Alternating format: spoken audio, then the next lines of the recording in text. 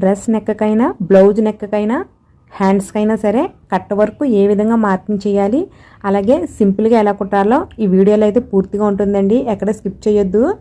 First అయితే మనము neck down neck వెడల్పు మనకి నచ్చినట్టుగా అంటే ఆది బ్లౌజ్కి కానీ ఆది డ్రెస్కి కానీ ఎలా ఉంటుందో అలా మార్కింగ్ చేసుకున్న తర్వాత మనం మార్కింగ్ చేసుకున్న నెక్కి బయటికి ఇంకొక హాఫ్ ఇంచు నేను వీడియోలో చూపించే విధంగా మార్కింగ్ చేసుకోవాలండి. నెక్ చుట్టూ కూడా మార్కింగ్ చేసుకోవాలి. ఈ విధంగా మార్కింగ్ చేసుకుని ఆ మార్కింగ్ ప్రకారం మనము నెక్ అయితే రౌండ్ నెక్ని మార్కింగ్ చేసుకోవాలి. ఈ విధంగా మార్కింగ్ చేసుకున్న తర్వాత మనం ఈ హాఫ్ ఇంచు ఎగస్ట్రా మార్కింగ్ చేసాం కదా, ఈ ఎగస్ట్రా మార్కింగ్లోనే మనము కట్ట వర్క్ని మార్క్ చేయాలి. దీనికోసం అయితే నేను 2.5 ఇంచెస్ వెడల్పుతో ఉన్న ఒక మూతనైతే తీసుకున్నాను.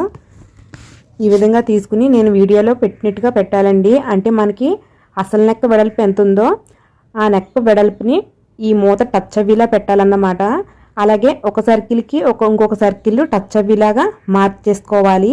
ఈ విధంగా మనము కట్ వర్క్ని అయితే మార్కింగ్ చేసుకున్న తర్వాత